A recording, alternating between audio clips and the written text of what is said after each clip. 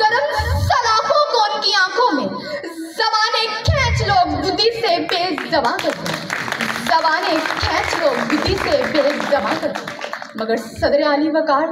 मुझे चीखना पड़ता है, मुझे चीखना पड़ता है जब मैं अहमदाबाद के जिंदा जलाए जाने वाले मुसलमानों को देखती हूँ, जब मैं लाल मस्जिद के दोनों दीवार को मुसलमानों के लहू से लाल लाल देखती हूँ, जब मैं फांसी पर झूलते सद्दाम हुसैन की लाश को देखती हूँ, जब मैं लीबिया की सरजमीन पर घसीटते मुअम्मर कज़ाफ़ी की लाश को देखती हूँ, जब मैं गवादनामो की जेल के बेजुर्म कैदियों को देखती हूँ, जब मैं हमारी अना की भीड़ चढ़कर इस वतन को लख्त लख्त होते देखती हूँ, जब मैं मेरठ की धज्जियां उड़ते देखती हूँ, जब मैं रिश्वतखोरी और अकरबा परवरी से नवाजे जाने वाले बदउन्वान अफसरों को देखती हूँ, ज़ीवकार मुझे चीखना पड़ता है जब मैं मजहब का लिबादा ओढ़े दरिंदों को चर्च और मसीही आबादियों को नजरियाती करते और रेमंड डेविस के हाथों लाहौर में कत्ल होते नौजवानों को देखती हूँ। मुझे